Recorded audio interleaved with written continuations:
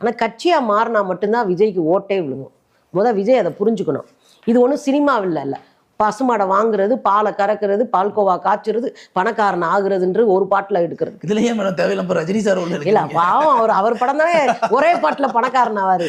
வெற்றி நிச்சயம் பேசும்போது ரஜினி சொல்றேங்க.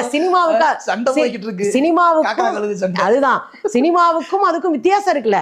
நீங்க சினிமால ஒரே பாட்டுல பணக்காரர் ஆகலாம், பஸ் வாங்கலாம். சரி இப்படி வர்றேன், பஸ் வாங்கலாம், பிஜேபி இருக்கட்டும், பஸ் வாங்குவோம், நாங்க ஓட்டுவோம், அப்புறம் எங்க வீட்டுக்கார அம்மாவை கலெக்டர் ஆக்குவோம். இதெல்லாம் நடக்காது. யதார்த்தம் வேற. நீங்க எம்ஜிஆர் சொல்லிக்கிட்டே இருக்கிறாங்க. எம்ஜிஆர் பாத்தீங்களா, அவர் வந்த உடனே முதலமைச்சராகல, அது மாதிரிதான் நாங்களும் அப்படின்னாங்க. எம்ஜிஆர் 25 ஆண்டுகளுக்கு மேலாக திமுகவுல பட்டறை பயிற்சியில கடந்தவர். அங்க பொருளாளராக இருந்தவர், அங்க கிளைய கட்டினவர், ஊரா நாடகம் போட்டவர், மக்களை சந்திச்சு பேசினவர். 25 ஆண்டு கால அனுபவம் அரசியல் அவருக்கு இருந்தது. ரெண்டாவது,